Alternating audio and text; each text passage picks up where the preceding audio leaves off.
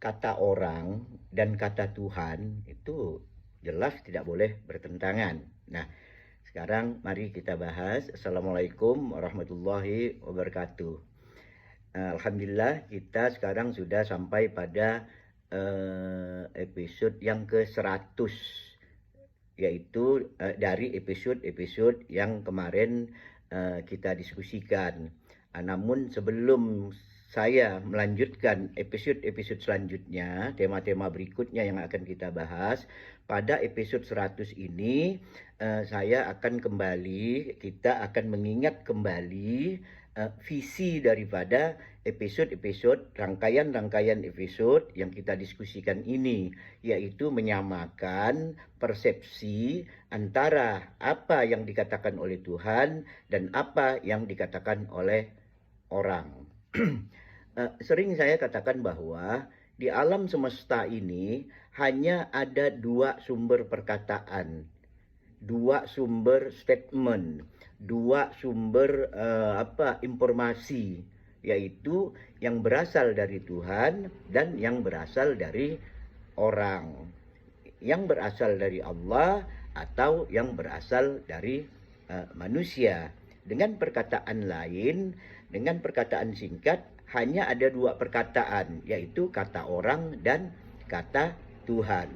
Nah, yang jadi permasalahan yang nanti akan kita diskusikan, apabila kata orang itu bertentangan dengan prinsip-prinsip apa yang Tuhan katakan. Dengan demikian, apapun kata orang yang bertentangan dengan kata Tuhan, ini tidak dapat kita jadikan dasar, tidak dapat kita jadikan dalil, baik dalam cara kita berpikir, dalam cara kita bertindak, maupun dalam cara kita menilai, memberikan penilaian-penilaian terhadap sesuatu.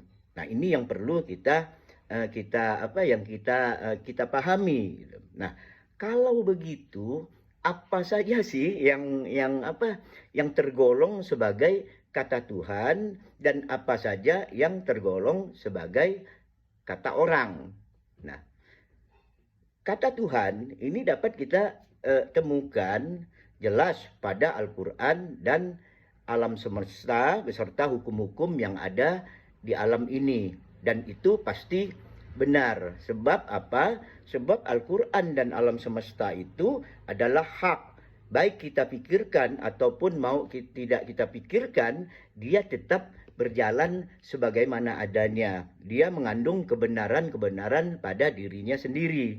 Nah, sedangkan kata orang ini dapat kita temukan ya banyak. Misalnya di dalam kitab-kitab hadis, di dalam Turat, di dalam dakwah-dakwah, di dalam tausiah, di dalam buku-buku, karangan-karangan, dan segala macam produk-produk yang dibuat oleh manusia, yang tentunya derajat yang terkandung di dalamnya itu bisa salah dan bisa juga benar. Nah, untuk menghindari adanya perbedaan atau pertentangan antara kata Tuhan dan kata orang ini, awal-awal Tuhan sudah memberikan batasan-batasan bagaimana cara kita berpikir, bagaimana cara kita bertindak, bagaimana cara kita menilai sesuatu, yaitu apa? Allah memberikan arahan bahwa apapun yang kita pikirkan, apapun yang tindakan yang kita lakukan, atau apapun penilaian-penilaian yang kita berikan terhadap sesuatu, itu Allah katakan harus ditundukkan pada Al-Quran. Nah, ini dapat kita lihat misalnya di surah Al-Hajj ayat 54. Nah, di sana kan Allah katakan wal ya'lamal ladzina utul ilma annahul haqqu mir rabbika. Jadi orang-orang yang mempunyai ilmu, orang-orang yang sudah diberi ilmu pengetahuan ini, itu sesungguhnya dia yakin bahwa Al-Quran itu dari Tuhan yang yang hak. Nah, fayu'minu bihi dan mereka meyakini Al-Qur'an itu. Nah, selanjutnya Allah katakan bitalahu qulubuhum. Jadi selanjutnya Allah katakan seluruh pemikiran-pemikiran, seluruh tindakan-tindakan, seluruh penilaian-penilaian itu harus tunduk pada Al-Qur'an. Kenapa? Karena wa innallaha lahadiyal ladzina amanu ila siratim mustaqim. Karena itu semua nanti kata Allah itu adalah merupakan petunjuk-petunjuk kepada orang-orang yang beriman untuk menuju kepada suatu jalan yang lurus, kepada siratal mustaqim. Nah, mengapa kita harus tunduk pada Al-Qur'an? Nah, Al-Qur'an ini dari Tuhan, tentu sebagai sumbernya dari Allah, terus tentu di dalamnya tidak ada pertentangan-pertentangan. Jika sumber-sumber itu berasal dari pemikiran-pemikiran manusia, itu pasti ada pertentangan-pertentangan. Dan ini kita lihat sekarang berbagai arus-arus pemikiran di dalam agama, di dalam pelajaran, bahkan kita bisa mendapatkan hal-hal yang berbeda. Jika belajar dari dua guru yang berbeda, mungkin kita bisa mendapatkan hal yang berbeda. Karena apa? Karena itu keluar dari pemikiran manusia. Nah, sedangkan Al-Qur'an ini tidak ada pertentangan-pertentangan. Walaupun kita katakan jumlah ayatnya yang ada di dalam Al-Qur'an, misalnya kita meyakini ada 6.660 ayat di dalam Al-Qur'an, nah ini tidak ada pertentangan sedikit pun di antara ayat-ayatnya. Karena apa? Karena itu berasal dari Tuhan. Maka oleh sebab itu dikatakan di surah An-Nisa ayat 82 itu Allah katakan afala yatadabbarul Qur'an. Kenapa kamu tidak mentadabbur Qur'an? Walau kana min 'indi khairillah lawajadu fihi ikhtilafan katsiran. Nah, kalau saja Al-Qur'an itu tidak berasal dan bukan berasal dari Allah, tentu kamu akan melihat berbagai pertentangan yang ada di dalamnya. Nah, demikian juga dengan alam semesta. Alam semesta adalah produk kreasi, produk ciptaan dalam konteks konstruksi daripada Allah.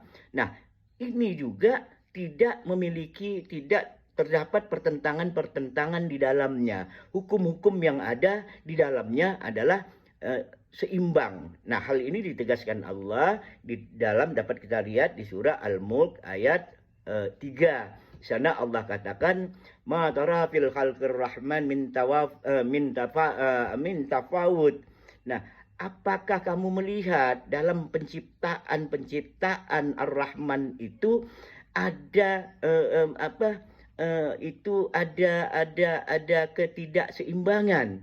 Nah, farji al-basar. Coba kamu perhatikan sekali lagi. Cuma kamu amati. Hal tara min futur. Adakah yang cacat di dalam ciptaan Allah? Nah, ini Allah memberikan penjelasan, penegasan bahwa baik Al-Qur'an maupun alam semesta tidak ada kecacatan, tidak ada tidak ada pertentangan di antara keduanya. Nah, dalam konsep Qur'ani, nah kata Tuhan yang kita jelaskan tadi, ini disebut dengan konsep yang Allah menyampaikan dengan istilah ad-din al-Islam. Nah, sedangkan kata orang, produk-produk yang dikeluarkan oleh manusia, pemikiran-pemikirannya, itu disebut dengan istilah al-millah.